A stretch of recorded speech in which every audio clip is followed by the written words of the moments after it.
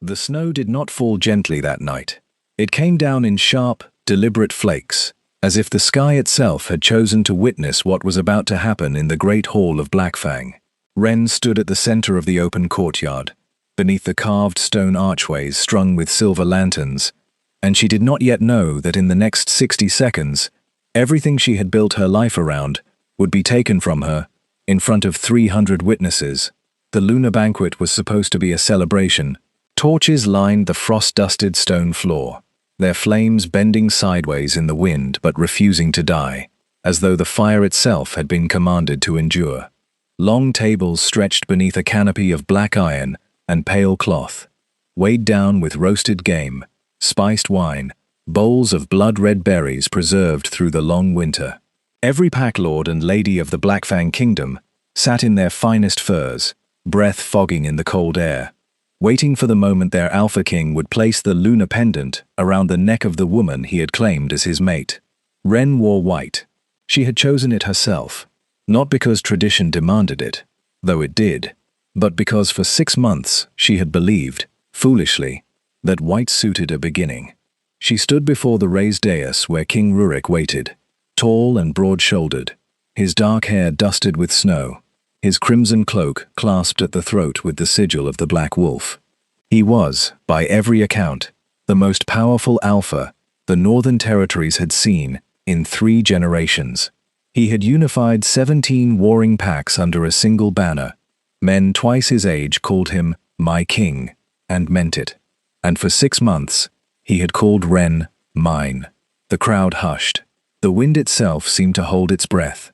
Rurik lifted the pendant, a teardrop of black moonstone set in silver, older than the kingdom itself, passed from lunar to lunar since the first pack was formed, and Wren lowered her head, the way tradition required, so he could fasten it around her neck. He did not fasten it. He held it a moment too long, long enough for the murmur to start, long enough for Wren to lift her eyes and see something in his face she had never seen, directed at her before. "Pity. I cannot do this," Rurik said. The words did not carry loudly. He did not shout them. That was, in its own way, crueler. The flatness of it, the way he said it, as though reciting a fact about the weather. "My king." Wren's voice came out steadier than she felt.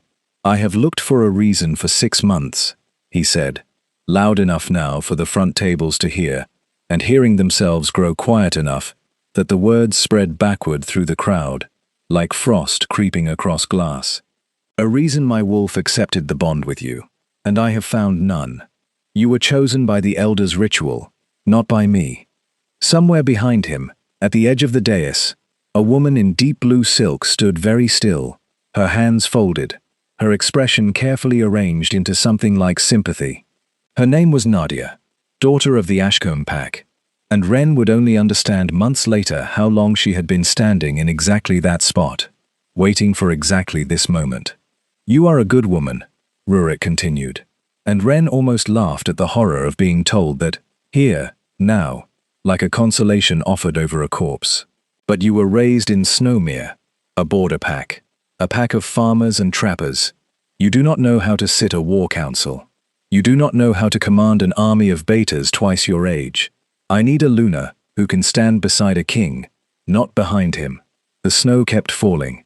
Somewhere, a wolf howled far off in the black tree line, and no one turned to look. 300 people watched Wren's face for the crack. They watched for the tears, the trembling, the collapse that would make a good story to carry back to their own packs. Wren gave them none of it. What she gave them instead was the first pattern interrupt of the night. The first time she did something no one, including Rurik, expected. She reached up, unclasped the pendant she was already wearing. Not the lunar pendant that had never touched her throat, but the smaller courting pendant Rurik had given her the night the elders bound them, a plain silver disc with the mark of Blackfang stamped into it, and held it out to him. "Then you won't need this either," she said. Rurik blinked. Whatever speech he had rehearsed for this moment had not accounted for her handing something back to him. "Wren, you said what you came to say." Her voice did not shake. It was quiet, but it reached the back tables anyway, because every soul in that courtyard had gone still to hear it. I will not stand here and be pitied by wolves who came for a banquet and got a spectacle instead. Take your pendant, my king. I never asked for a crown. I asked for a mate. She set the disc into his open palm, the one still holding the moonstone teardrop that should have hung from her throat by now, and she turned, and she walked. Not ran, walked. Down the center aisle between the long tables, past pack lords who did not know whether to look at her or away, past Nadia's carefully arranged sympathy, which faltered for exactly 1 instant into something closer to alarm, and out through the frost-rimmed stone archway into the dark. The wind swallowed the sound of the whispers that broke out behind her like a dam giving way. It would be 3 seasons before Rurik understood what he had actually done that night. It would be longer still before he understood what he had actually lost. Wren did not stop walking until she reached the tree line, and even then she kept going, because stopping meant feeling, and feeling meant breaking, and she had promised herself in the space of that long walk down the aisle that she would not break where they could see her. She broke 1/2 mile into the black pine forest, alone, snow soaking through the hem of her white banquet gown, her knees giving out against the frozen ground. She had grown up in Snowmere, a border pack pressed against the edge of a kingdom no one important cared about, where the winters were longer and the harvests thinner, and no one had ever called her anything but a trapper's daughter. She had not asked to be chosen by the elders' ritual. She had not asked for the bond to settle onto her chest like a physical weight the night she first stood before Rurik, and felt something in her chest recognize something in his. She had asked for nothing, and still it had been taken. A voice called through the trees, not shouting, but low and urgent, the voice of someone who knew exactly which direction she'd run, because he had watched her run in worse conditions before. Wren. Cato found her exactly where he expected to, because he had known her since they were children throwing snow at each other across the Snowmere well, and he had been the only member of her own pack invited to sit at the banquet, as her honor guard, a duty he had taken seriously enough to follow her the instant she left the hall. He did not ask if she was all right. He was not a fool. He knelt in the snow beside her and put his cloak over her shoulders, and for a long moment, neither of them said anything at all, because there are some humiliations too large for words to hold. I'm going home, Wren finally said. To Snowmere? No. She looked up, and her eyes, though red-rimmed, were dry. Something had already hardened in them, something Cato would spend the following months watching harden further. Home is wherever I decide to make it. I'm done letting a crown decide that for me. News of the lunar banquet traveled faster than any messenger wolf could run. By the 3rd day, every pack from the coastal cliffs to the ice-locked mountains had heard some version of the story, that the Alpha King had rejected his fated mate in front of the assembled lords of the realm, that she had thrown the courting pendant back into his hand before he could finish speaking, that she had walked out into a blizzard and vanished, and that no one, not trackers, not scouts, not the king's own personal guard sent out at dawn the next morning, had been able to find her.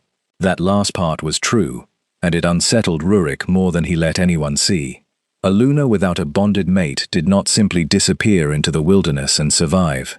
The old stories were full of rejected mates who wasted into shadows of themselves, who lost the will to shift, who wandered until the cold or the wolves or their own grief finished what the rejection started. Rurik told himself this was concern for a former subject. He told himself this for 2 full weeks, right up until the morning General Torin, the commander of Black Fang's northern legions, and one of the few men who had known Rurik since he was a pup too small to hold a blade, sat down across from him at the war table and said the thing no one else in the castle had dared to say. You look like a man 3 days into a fever, my king. I have a kingdom to run, Torin. Do not waste my time. You have not eaten a full meal since the banquet. You snap at every servant who brings you a report. Your wolf has not shifted in 2 weeks, which means either you are choosing not to, or, Torin paused, weighing his next words carefully, or you cannot. Rurik said nothing, which was itself an answer. The bond between a rejected mate and the one who rejected them was not supposed to work this way. Rejection was meant to sever the tie cleanly, painlessly, the way a blade severs rope. That was the entire premise upon which Rurik had built his decision at the banquet. He had believed, had been told, by advisors, by his own mother, by the careful whispered counsel of a woman in deep blue silk, that once the words were spoken, the bond would simply end, and he would be free to choose a Luna suited to a kingdom, not a farm. Instead, something in his chest had gone quiet, in a way that felt less like freedom, and more like a held breath that would not release. He told no one this. He barely admitted it to himself. But 2 weeks after the banquet, alone in the war room at midnight, Rurik pressed his palm flat against his own sternum and felt nothing where 6 months of a low, warm hum had lived, unnoticed, until its absence became the loudest thing in his life. Wren, for her part, had not wasted away in any blizzard. She and Cato had walked for 4 days before reaching Ash Hollow, a small independent settlement that owed loyalty to no pack and no king. Tucked into a valley too poor in resources for Blackfang's tax collectors to bother visiting more than once a year, it was there, in a healer's cottage with a leaking roof and more patience than medicine, that Wren discovered the second unpredictable turn of her own story, one she had not seen coming, any more than she had seen the banquet's humiliation coming. She was good at this, not adequate, not passable for a farmer's daughter playing at nobility. Genuinely, unmistakably good, steady hands, a memory for which roots calmed a fever and which made it worse, a patience with frightened children that the old healer, a bent woman named Orla, with cataracts clouding both eyes, said she had not seen in 30 years of teaching apprentices. "You have the gift," Orla told her on the 7th night, while Wren ground herb paste by candlelight for a boy with a broken leg 2 cottages over.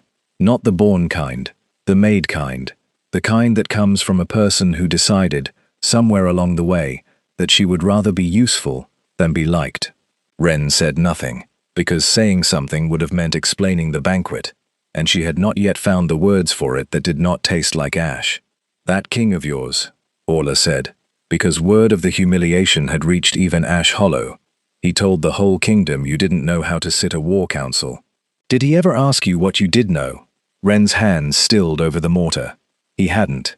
In 6 months of courting, of shared meals and long silences, and the slow, careful building of something she had thought was becoming a marriage, Rurik had asked her a great many things.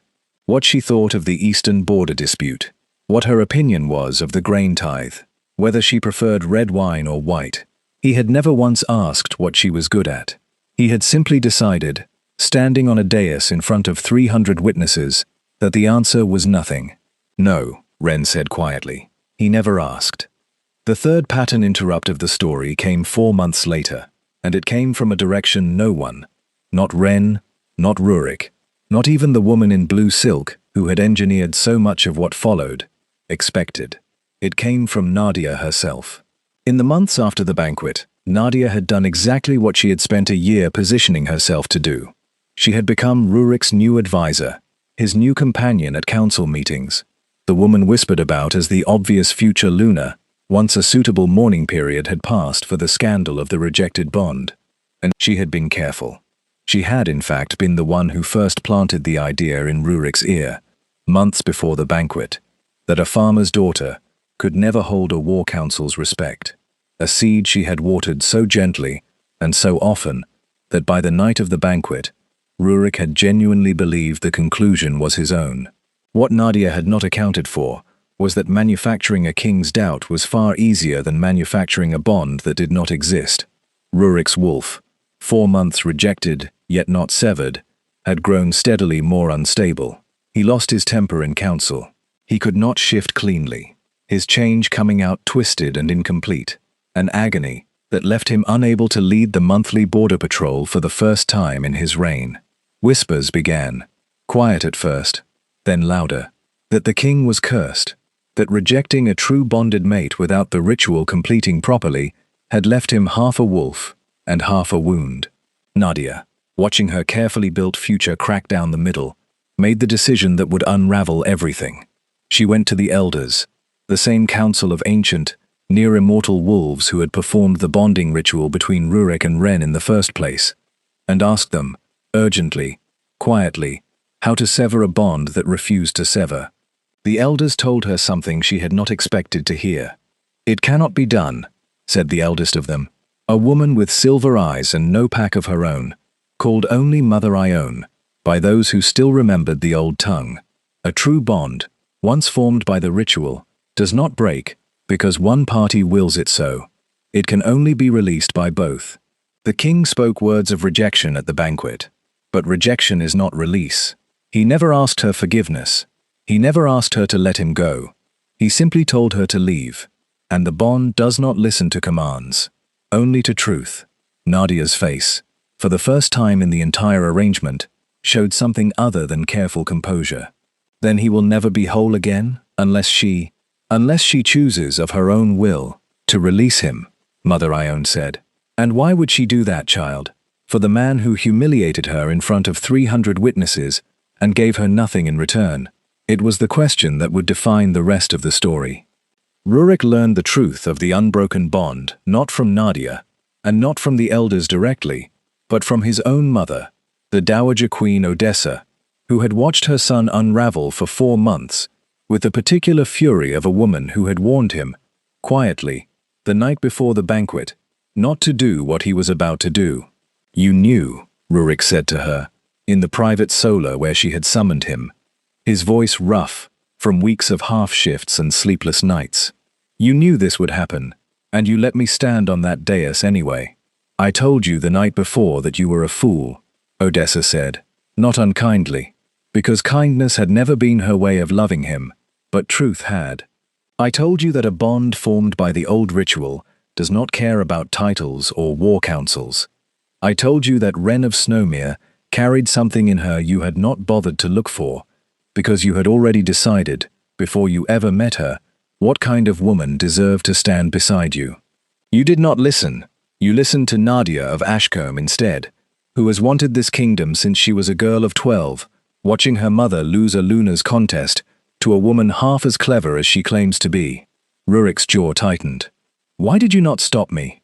"Because a man who will not listen to his mother's warning the night before is not a man who will listen to it as it happens," Odessa said. "Some lessons only take root once they have already cost something. I did not want this cost for you, Rurik, but I will not pretend I am surprised by it."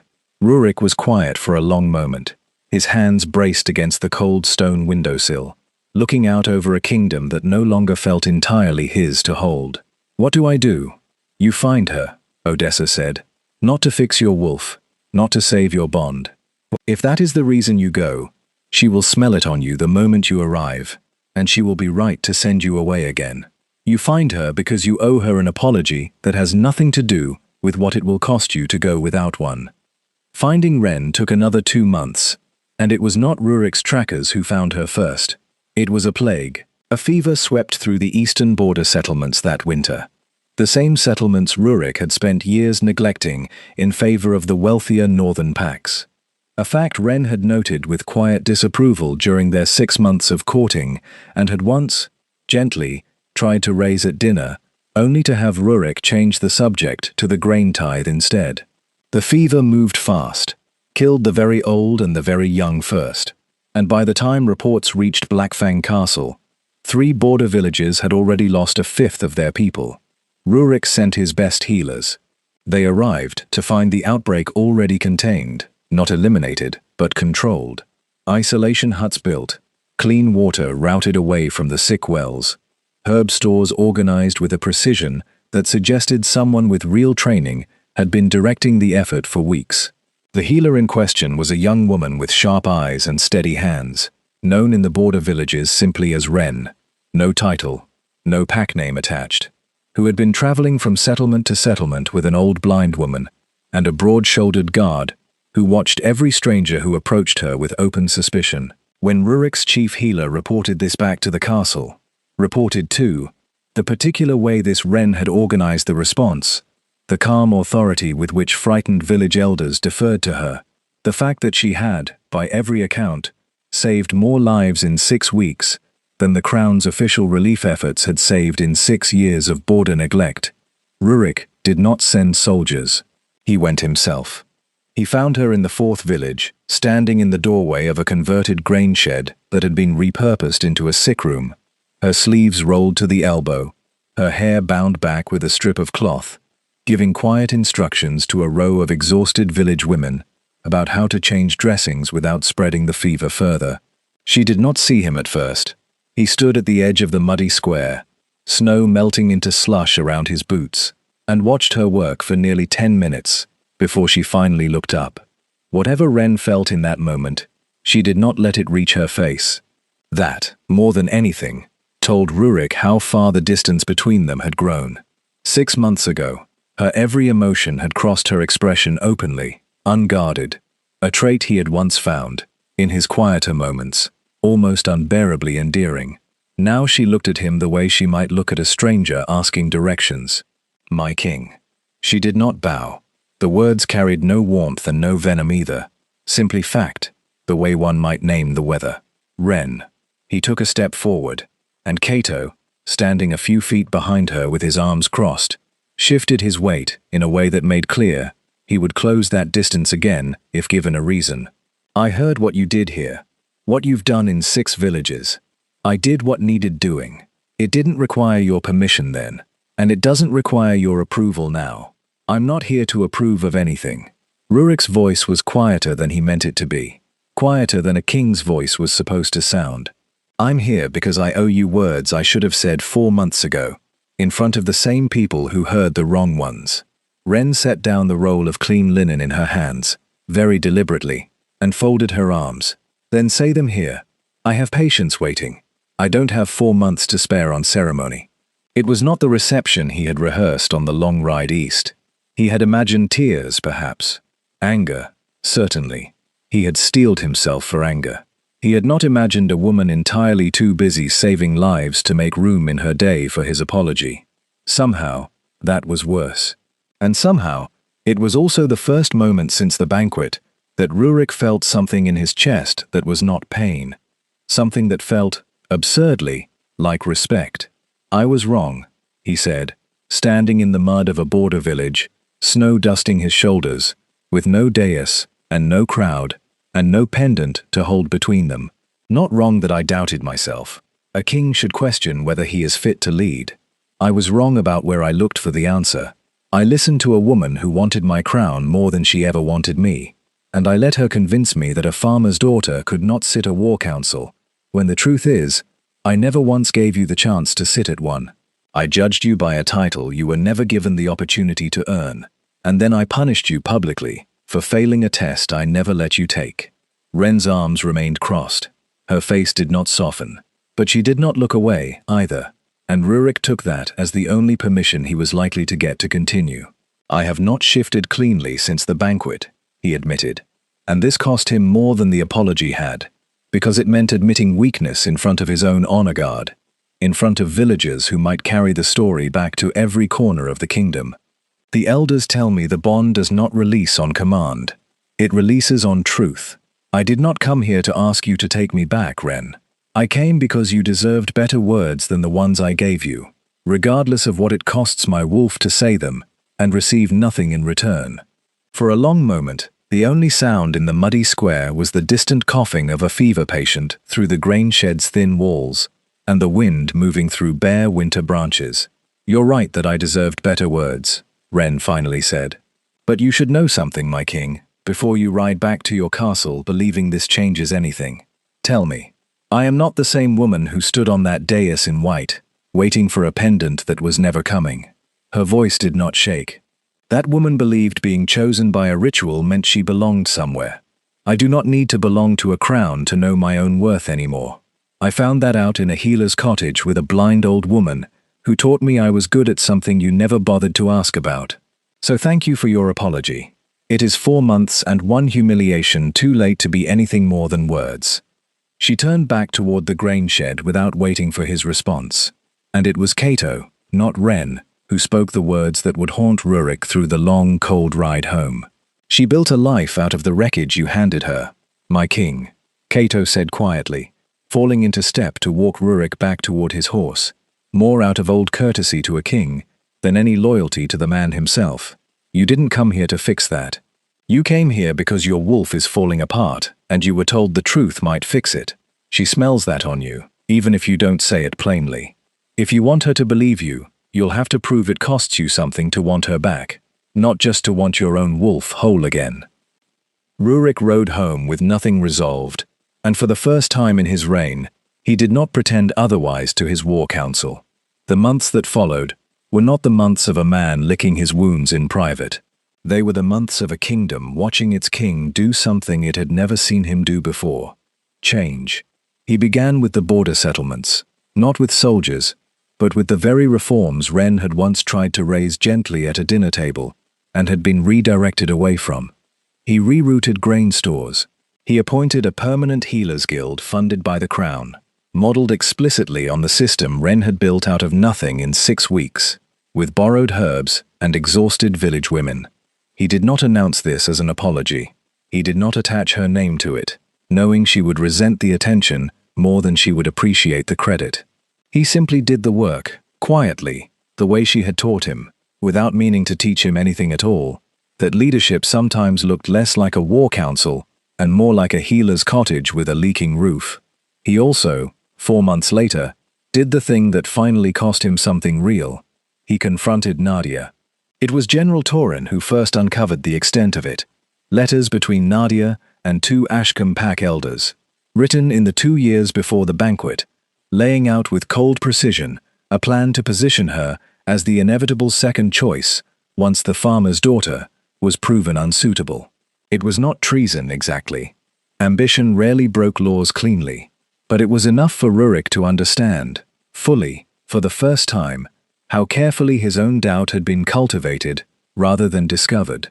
He exiled her from Blackfang's inner court, not from the kingdom entirely, because even in his fury he was not his father, who would have demanded blood for less, but from any position of influence, any council seat, any whisper of a future crown. Nadia left the castle in winter, in a plain traveling cloak, without the silk and the careful composure that had carried her so far, and Rurik felt no triumph in it. Only the particular emptiness of realizing how much of his own judgment he had handed to someone who had never once had his kingdom's good in mind. It did not fix his wolf. It did not mend the bond. But it was, Torin told him quietly one evening over the war table. The first time in 5 months, the king had made a decision that cost him something and asked nothing in return.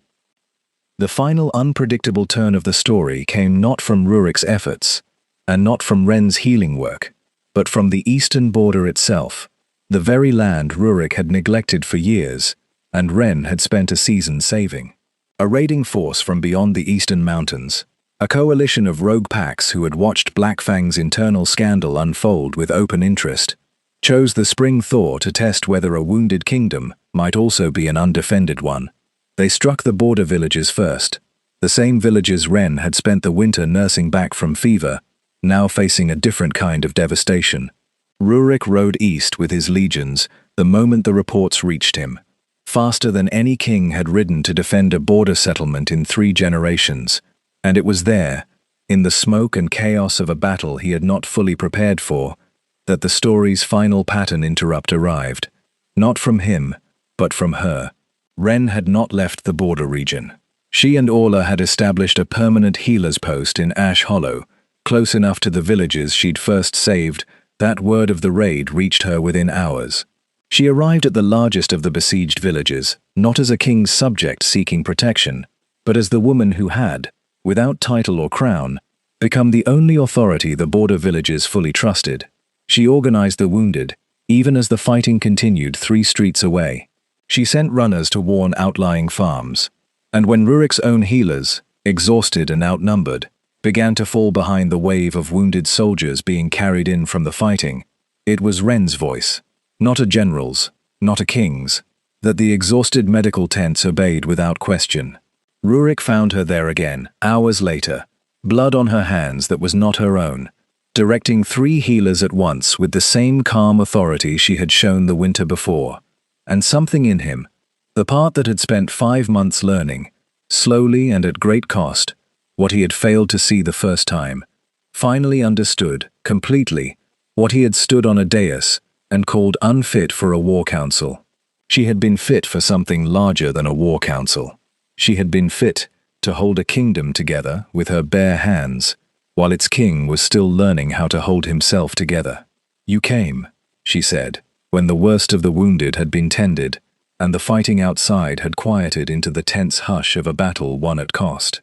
"I came for my border," Rurik said honestly, because he had promised himself, riding east, that he would not lie to her again, even in small ways. "I did not know you would be here. I am glad you were."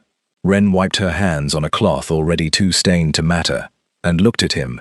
Really looked. For the first time since the muddy square 5 months before, with something that was not quite forgiveness, but was no longer quite the flat, guarded distance of a stranger either. "The elders tell me a bond does not release on command," she said slowly. "Only on truth. I have spent 5 months believing the truth I needed to release you was that I no longer wanted to be released too. But perhaps that isn't the truth this bond has been waiting for at all." "What truth, then?" "That I get to choose," Ren said.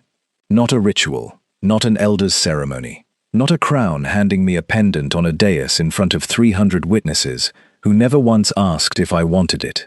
Me. If I ever wear the lunar pendant again, my king, it will be because I chose to pick it up, not because you decided I had earned the right to be handed it." Rurik was quiet for a long moment, the smoke of the battle's aftermath still hanging in the cold spring air around them. "Then I won't offer it to you," he said finally. "Not tonight. Maybe not for a long while yet. If you ever choose it, Ren, it will be because you walked to where it was kept and took it yourself, and I will spend however long that takes, proving I'm worth the choosing." It would be nearly a year before Ren returned to Blackfang Castle, and when she did, it was not for a banquet.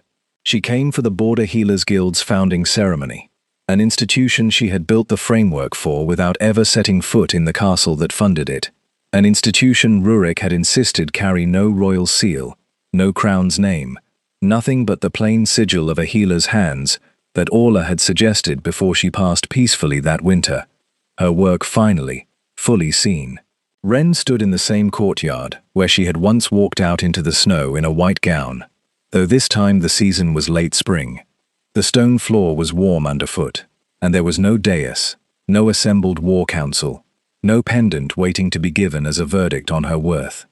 Rurik found her at the edge of the gathering, watching a healer she had trained tend to a soldier's wound, with the same steady hands Ren herself had once learned from a blind old woman in a leaking cottage. He did not kneel. He did not make a speech in front of witnesses. He simply held out his hand, open, empty, no pendant, no ritual, nothing but the offer itself. "I'm not here to give you anything," he said quietly. "I learned that lesson too late the first time. I'm here because you built something extraordinary out of the worst thing I ever did to you, and I would like, if you'll allow it, to spend the rest of my life being someone worth building something with, not someone you have to build something despite." Ren looked at his open hand for a long moment. The courtyard was quiet around them, the Healers Guild ceremony continuing at its own gentle pace, no one watching this particular exchange the way 300 witnesses had once watched another one. That, she realized, was precisely why it mattered. She did not take his hand, not yet, but she did not walk away either. And for the first time since a snowy night a year before, that felt like the truer beginning, the one that had never needed a crowd, or a ritual, or a pendant handed down from a dais, to mean something real. "Ask me again in a year," she said. "Not because I need more time to forgive you, because I want to know the man asking is still the one who chose to change, long after there was an audience left to perform it for." Rurik lowered his hand, and for the first time in over a year, something in his chest that had been silent since the banquet gave a single, steady beat. Not the sharp ache of a bond straining against rejection, but something quieter, something patient. "A year then," he said, "and however many after that, if you'll have me." The snow, wherever it fell that season, fell somewhere far from Blackfang. In the courtyard where a Luna had once returned a pendant to a king who had not earned the right to give it, the spring sun held steady, and for the first time in a long while, neither of them needed the crowd, the ritual, or the crown to know exactly what they had become to one another. Not Luna and King. Just Ren. And just Rurik. And a choice, finally, made on her own terms.